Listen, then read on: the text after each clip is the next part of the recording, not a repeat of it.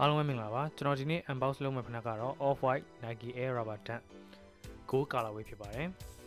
ဒီဖနက်ကို2020 10လပိုင်း1ရက်နေ့မှာ release လုပ်ခဲ့တာဖြစ်ပြီးတော့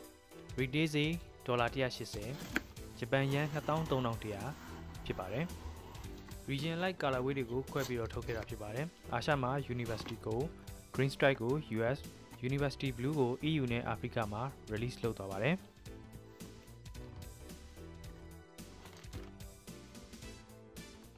ဘောက်စ်ကတော့ငွေအောင်ဘောက်စ်နဲ့လာတာပါတွင်းထဲကလမ်းပတ်တဲ့စက်ကူကိုသူကဖနက်ရဲ့ကာလာဝေးတိုင်းအဝိုင်းအောင်စက်ကူနဲ့တစ်ထပ်ပတ်ထားတယ်ပြီးတော့မှပုံမှန်ပါနေကြစက်ကူလေးနဲ့တစ်ထပ်ထပ်ပြီးတော့ပတ်ထားတယ်ဒီဖနက်ကိုစနီကာတန်းကဝယ်လိုက်တာဖြစ်ပါတယ်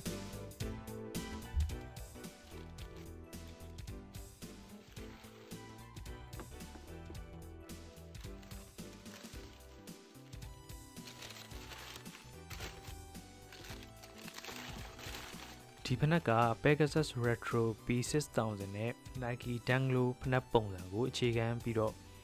ထုတ်ထားတဲ့ဒီဇိုင်းဖြစ်ပါတယ်။